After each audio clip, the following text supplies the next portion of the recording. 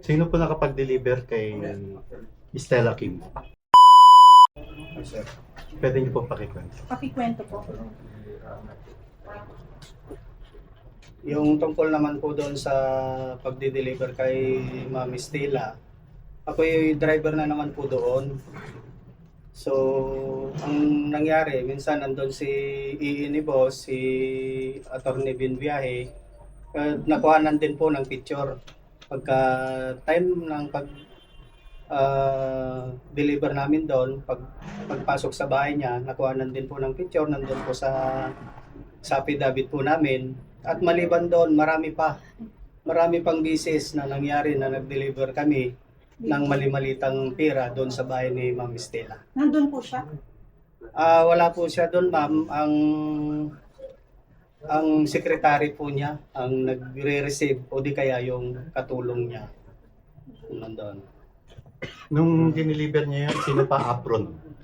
Si Kong Saldi o ang apron na si Stella Kim? Ah, si ano na po, si Kong Saldi po. Kong Saldi. Ako nakapag-deliver po ako since 2022. Elite po yung service po namin. So, hindi bababa sa 10 malita po yun. Dalawang beses ako mag-deliver. Kasama ko si Lando Supat, yung dalawang sasakyan ko yung nag-deliver po. Hindi rin bababa sa 10 malita po. Sir, yung unforgettable experience niyo po tungkol lang mo sa pagdi-deliver ng pera. Ako naman po si Master Sergeant Christopher Esquivel, Pakilakas ng po, boss. Philippine Navy Marines, retired. Yung experience ko rin po, kasi kami ang tasking ko ay security backup security. Every time na mag-deliver, kami po ang responsible sa kalsada. So, na-notice ko rin po yung mga mali-malita na yan kasi kami po yung escort. Halimbawa kung magdi-deliver sa ports, kami po yung magsi-security sa kalsada. So, aware po kami sa mga mali-malita na yan. Kaninong bahayo o yung nakilala niyo na dineliveran na binakapan? Ang last na ko sa 42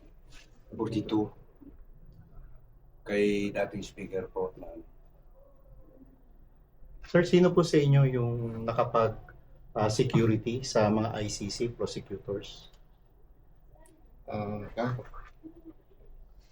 Ano ho yung napansin niyo? O ano yung medyo interesting doon sa pagsisecurity niyo sa ICC prosecutors? Doon sa level po namin, sa akin lang po, binibigyan lang kami ng tasking ni Mark Tiksay, sa team leader po namin sa Team AC, na may isang team kami po naka-tasking doon, security kami, naka-convoy, so naka-stay kami sa isang hotel, nandun po din sila naka-stay. Yan po sa Makati, si The Hotel. Marami tong hotel po na nag-stay po sila dyan. Minsan ba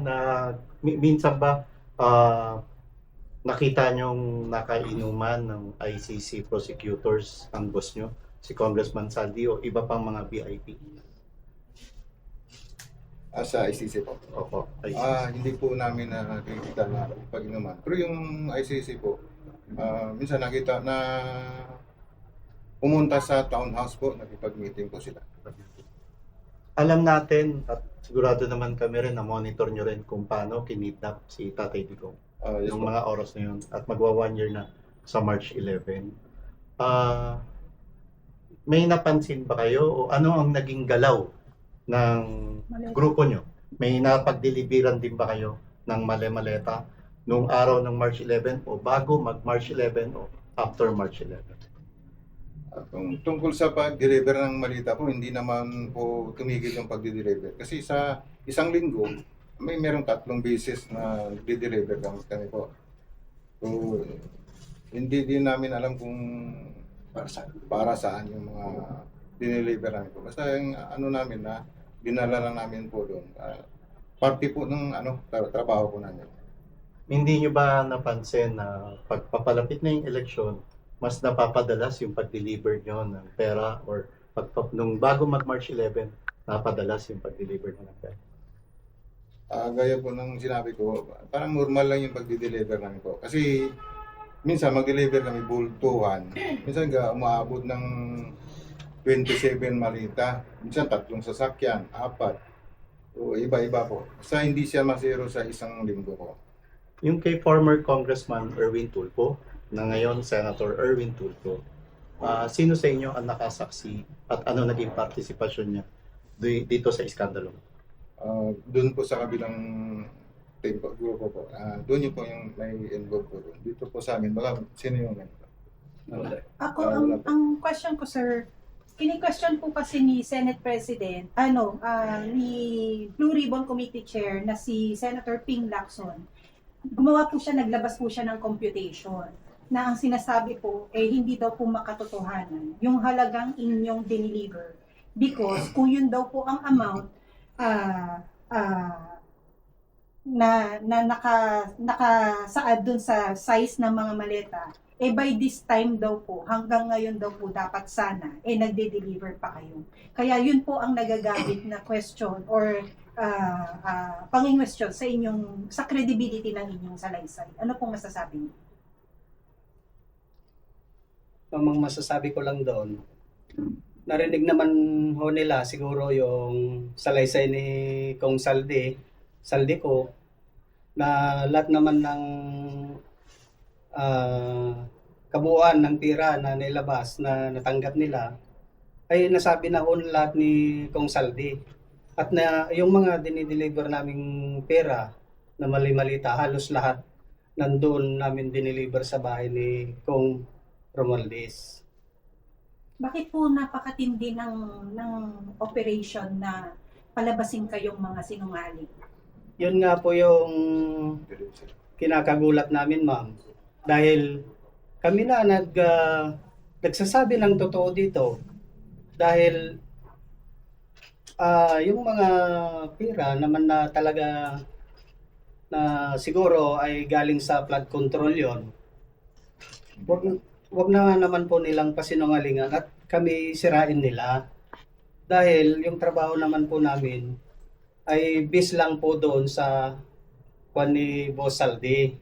Kung ano lang po yung utos sa amin na i-deliver yung mga ganong mali-malita sa bahay ni ganito, bahay ni ganon, yun lang naman po yung sinusunod namin.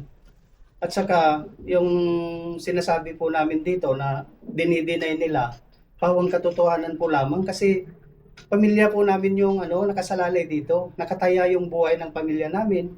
Lalong-lalo na yung buhay namin, ma'am, sa nangyaring ito. Kung ano lang po yung sinabi ni Kong Saldi sa ni Master Gotisa nung lumabas sila, pinapatutuhanan lang din po namin yon. Natotoo lahat yung sinasabi nila. At yung kay Sir Ping Lacson naman, wag naman nilang sirahin yung credibility namin dahil nagsasabi lang po kami dito ng totoo. Yun lamang po, ma'am. Isa po sa binabato sa inyo, ayusin lang po natin kami. Pwede pong sumagot ng sabay-sabay. Ang isa pong binabato sa inyo ay pakawala daw po kayo ng kampo ng mga Duterte. Hindi po, ma'am. Hindi po yun totoo. Hindi po kami pro Duterte, ma'am. Hindi rin Opo. kami pro PBBM. Kami neutral po kami na naglalahat ng katotohanan dito po. Wala kaming nasabing bakit saan ba kami nabuhay noon? Sa administrasyon din. Kayo daw po ay parte ng operation na meron ang isang Mike Defensor. Hindi. Hindi po yan totoo, ma'am. Kayo po ay iniimpluwensyahan ni Attorney Levy Baligon. Hindi rin po. Kasi katotohanan lamang po ang sinasaad namin dito, ma'am. Wala kaming dinadagdag dito, ma'am. Yung nakikita namin, kung ano nakita namin doon, kasi gusto namin baguhin na nga, tuldukan na nga itong korupsyon na to, ma'am. Ano ang nararamdaman nyo na sa halip pagtuon ng pansin ng Senado, particular ni Senator Ping Lacson, yung nilalaman ng mga testimonya nyo ay mas nakatuon pa ang isang Senator Ping Lacson na alam natin ring isang pulis mas pinagtutunan ng pansin na sirain ang inyong credibility. Masakit para sa amin, sir. Totoo, masakit sa amin talaga na kaming naglalahad ng katotohanan at parang katotohanan lamang ang sinasabi, walain yung kredibilidad namin. What if wala kami sa sundalo, wala kami, pero ganun ang trabaho namin. Kasi hindi mo napatik eh. Saka Wala po na kami yung- sa serbisyo, kung tutuusin. Wala na kami sa serbisyo. Nung nag-iwalay ba kami sa serbisyo, may mga programa ba silang binigay sa amin? Wala naman. Yung sa amin na sana, trabaho lang to. Neutral kami. Kung sino yung boss namin, magpaka-loyal kami sa boss namin kasi diyan nabubuhay yung pamilya namin, sir. Hindi sana, intindihin nila at isipin nila yung taong bayan na naghihirap ngayon. Na sana sa programa mapunta yung budget, napunta sa bulsa nila. Kaya gusto namin matuldukan yung korupsyon na yan. Lalo-lalo na sa flood control. Maraming salamat po.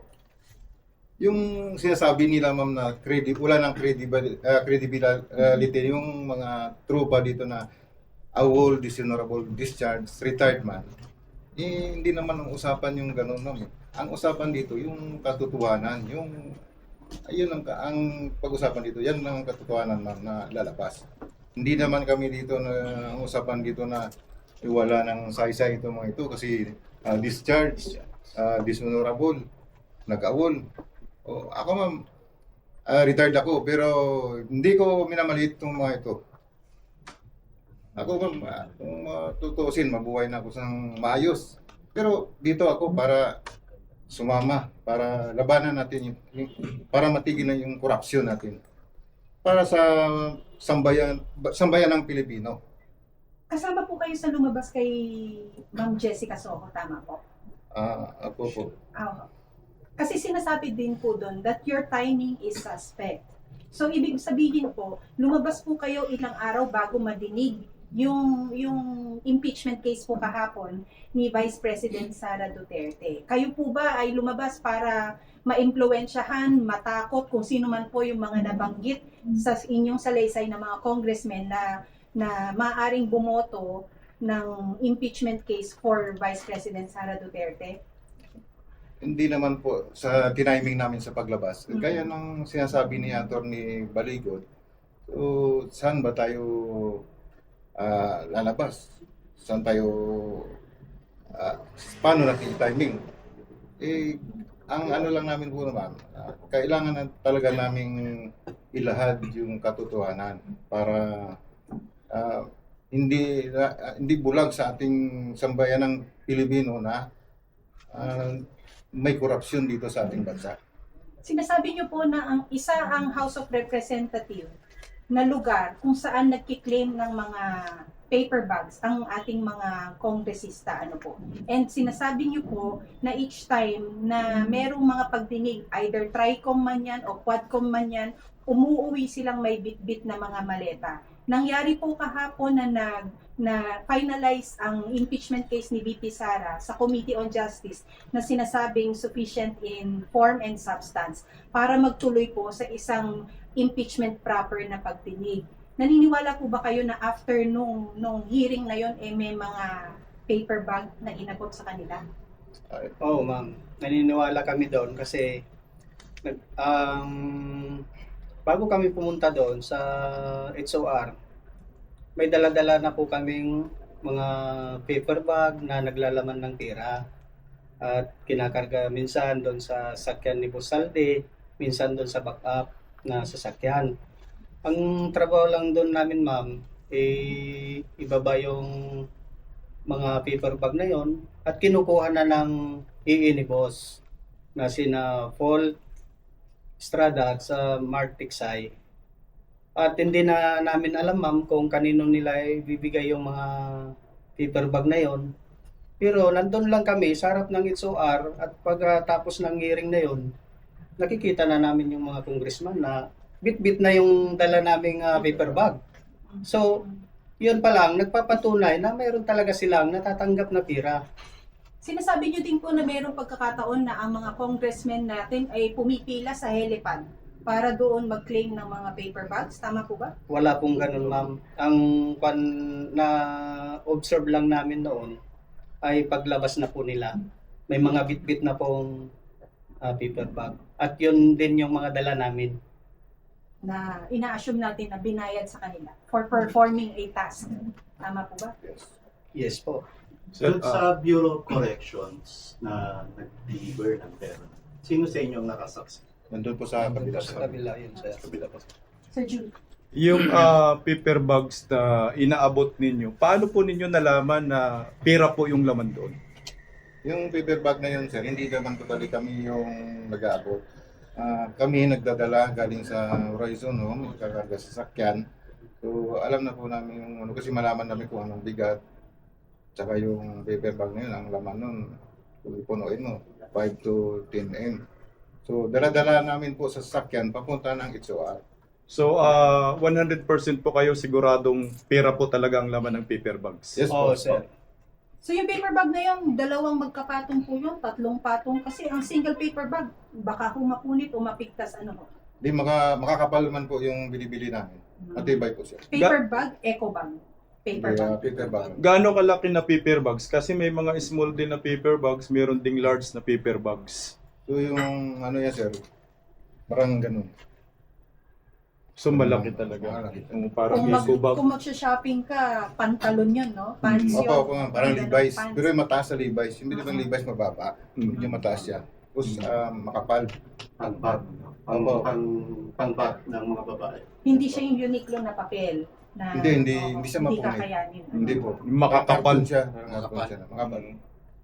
Sir, kasama ba si Congressman Garin doon sa affidavit nyo na nabigyan din ng Malita. basura? Meron po. Kasi po dinideny niya. So, kailan daw ito at saan? Actually ako wala akong participation dyan. Yung sa ibang tropa namin po, meron lang po. Hindi ko masagot pa. Ah, Sa follow up sa sinasabi niyo na hindi kayo magkakasama. Kasi yung pinupunto ni Boyeng Rimulya, bakit daw ang sinasabi niyo is halos pare-pareho? Sa lahat daw ba na delivery magkakasama po kayo? Or kasi gusto niya hingan kayo ng individual affidavit na dapat mag-collaborate yung mga statement niyo doon sa mga affidavit. Actually, sir, mamomonitor namin kasi meron kaming GC group chat by Viber group. Pero yung involved lang doon, yun ang nagsama. Kasi hindi naman puro kami lahat. Wala ng security si boss. Sabagay, kasi hindi nila sinasagot kung ano yung task nung Opo, isa. ma'am. Tinuturo tayo Kasi sa may kanilang kanya-kanya kwarto. kaming tasking po. Kasi yan ang pinupunto ni Boyeng na paano daw sila nagde-deliver ng sabay-sabay. Yun Hindi ang naman, namin hindi yun, sir, naman sa- sinabi po Viber. namin na sabay-sabay. mm. Meron na, 5 nag-deliver. Sila yung na may participation doon. Pero alam namin nag-deliver po kasi bago mag-alis yan, may nakatas. Meron kaming Viber group na ito, si Basura. Saka monitor namin lahat May, yun. may May monitoring po. screenshot ba kayo yung group chat niyo?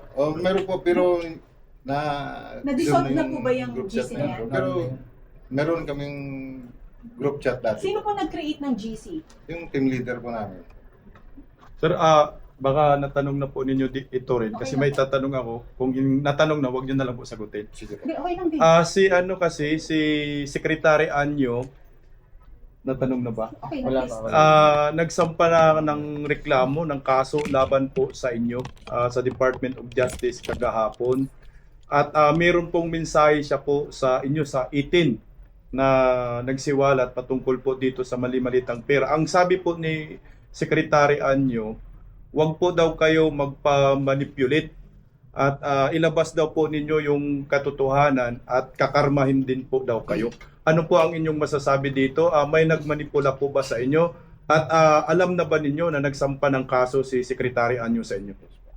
Yes po, alam na po namin yun na sir dahil based doon sa mga napanood na rin namin at yung sinasabi nila na walang credibility yung mga salaysay namin, kung wala siyang natanggap, hindi naman ho namin sasabihin sa aming statement na nakatanggap siya siguro. Ang nilalad lang po namin dito ay yung katotohanan lamang at sana naman wag na nilang pagtakpan yung mga ginawa nilang anomalya tungkol sa pera na yan dahil lahat naman tayo alam natin yung totoo, lalo na sa amin. saan napunta yung mga pera na halos mapuno ang bahay ni Kong Romualdez. Totoo po yun lahat. At tulad po ng sinabi ko kanina, pamilya po namin yung nakasalalay dito at buhay po nila at buhay din po namin. Ang kwan lang din po namin dito ay matuldukan na at maliwanagan yung taong bayan kung ano talaga yung totoong nangyari. At yun lang din po ang sinasabi namin dito. Yun lamang po. Follow up question lang po. Kung may alam po kayo dito kasi hindi naman kayo kumpleto. Ano ba ang partisipasyon ni Secretary Anyo sa mali-malitang pera po na ito? Doon sa level namin po, sir, nakita lang namin na pumunta siya sa townhouse. So, yung sa mga sinasabing mali-malita, hindi po namin alam yung tungkol po dyan. Yung ano lang, pumunta sa doon at saka na ano namin na may dala siya na pera, nabigyan po siya. Ano po, malita or paper bags? Paper bag. Kay Sunny Trillanes po, ano ang naging participation? Yung sa akin kasi, sir, kay former Senator Trillanes naman, bilang isang driver ng kay Kong Saldico, nakapag-deliver po ako nung uli 2025 na po. Kasama ko si Mark Tiksay na nagatid ng yung paper bag doon sa bahay niya din sa may Antipulo. Yun lang po yung partisipasyon ko doon. Last na lang po, mensahe po ninyo sa maraming Pilipino na nakatutok sa inyo ngayon at hanggang saan po ang laban na ito? Panawagan ko sa ating mga kababayan, sa sambayan ng Pilipino, na sana suportahan naman ninyo kami sa laban na ito. At tulad po ng sinabi ko, yung nilalad po namin dito, sinasabi ay katotohanan lamang at sinusuportahan namin yung sinasabi ni Kong Saldico at ni Master Gutisa kasi yun naman talaga ang nangyari. At sa naman, hanay ng Marines, tignan muna nila yung sitwasyon, yung totoong nangyari dahil kami po yung nasa frontline ng mga pagdi-deliver na yon. Huwag nila kaming husgaan dahil hindi po nila alam yung totoong nangyari. Kami po ang nakakaalam noon. Kaya totoo lang din naman yung sinasabi namin dito. Yun lang po. Iba po. Yes, sa sambayan ng Pilipino, maraming salamat po sa suporta ninyo. At sa mga taong may kinalaman dito sa flood control issue na to, please, ibunyag nyo na pong lahat. Kasi habang tumatagal, mas lalong nagigipit at nahihirapan kami at lalong-lalo na yung taong bayan. Tao lang tayo, may Panginoon tayong sinasamba. Kailangan natin intindihin yung kapwa natin na naghihirap na sana bigyan ng magandang programa kung sa mga namumuno ngayon, bigyan ng magandang programa ng gobyerno. Lalo na ngayon, 18-point-something trillion ang utang ng Pilipinas. Anong mangyayari sa mga kabataan natin? Anong mangyayari sa amin? Anong mangyayari sa darating na apo namin? Pag-anak ng apo namin, may utang na. Pagka lipas ng sunod na taon, madagdagan na naman ulit ang utang ng Pilipinas. Walang magandang programa kasi yung gobyerno. Sana huwag kaming husgahan, tanungin kami, imbestigahan kami ng maayos at neutral na pag-imbestiga. Huwag yung puro na lang sa inyo yung nasusunod. Pananakot. Paglalahad namin ng katotohanan, parang pigilan pa kami. Sana bigyan kami ng pansin, bigyan ng intervention o special investigation para sa amin na para matapos sa tulat at patuldukan to corruption sa bansang Pilipinas. Maraming salamat po.